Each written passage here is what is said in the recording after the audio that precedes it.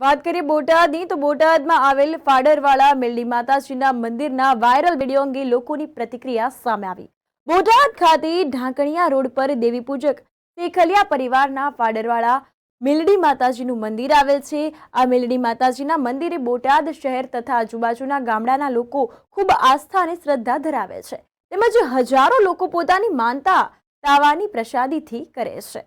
તો આ અંતર્ગત આ મેલડી માતાજીના મંદિરના મહંતના ખોટું અર્થઘટન કરી કોઈ લેભાગુ તત્વ દ્વારા ખોટા વિડીયો વાયરલ કરી કોઈ ગેરલાભ લેવાના ઈરાદે તેમજ આ મંદિરને બદનામ કરવાના ઈરાદે અહીં મંદિરમાં સેવા કરતા મહંતનો ખોટું અર્થઘટન કરીને બદનામ કરવાના ઈરાદે વિડીયો વાયરલ કરવામાં આવ્યા હતા, જેના કારણે બોટાદ શહેરના નાગરિકોમાં તેમજ દેવી પૂજક શેખલિયા સમાજના પરિવારમાં ખૂબ જ રોષની લાગણી જોવા મળી।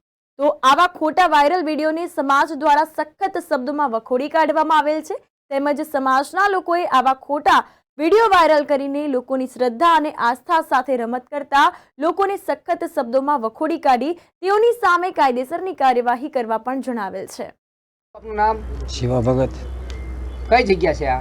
ફાડર મેલડીમાં। અચ્છા બાપુ, થોડા સમય પહેલા એક વિડીયો વાયરલ કરવામાં આવ્યો હતો લોકો દ્વારા, એના વિશે શું કહેશો? એ તો ખોટું છે, કોઈ જગ્યા બદનામ કરવામાં ઈરાદો હતો એટલે ખોટું છે। આપનો પરિચય? મારું નામ એડવોકેટ દીપેન બાબુભાઈ શેખલિયા છે। આજે અમે સર્વ બોટાદના દેવી પૂજક ભાઈઓ ફાડરવાળા મેલડીમાના મંદિરે ભેગા થયા છીએ।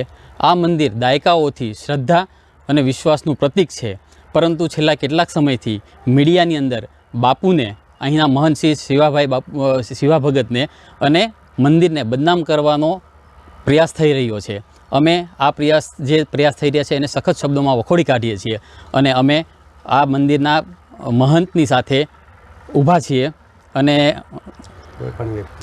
કોઈ પણ વ્યક્તિ એમને બદનામ ન કરે એની પૂરેપૂરી તકેદારી રાખશું। વિડીયો વાયરલ વિશે શું કહેશો? એ વિડીયો વાયરલ થયેલો છે એ તદ્દન ખોટો વિડીયો વાયરલ થયેલો છે, બાપુને અને મંદિરને બદનામ કરવાના ઈરાદાથી થયેલો છે। એની પાછળ કોઈ તથ્ય છુપાયેલું નથી, પરંતુ માત્ર ને માત્ર અમુક લેભાગુ તત્વો અને પોતાના સારા માટે કે લાભ માટે આ પ્રયત્ન કરેલો છે। આપનો પરિચય? કિશનભાઈ ચેખલિયા, વિદેશ પ્રમુખ, કયું ગામ? બોટાદ। સ્થળ કયું છે આ? ફાડરના મેલડીમાં। આ ફાડરના મેલડીમાં વિશે એક વિડીયો વાયરલ કરવામાં આવ્યો હતો, એના વિશે શું કહેશો? તે તદ્દન ખોટો જ છે।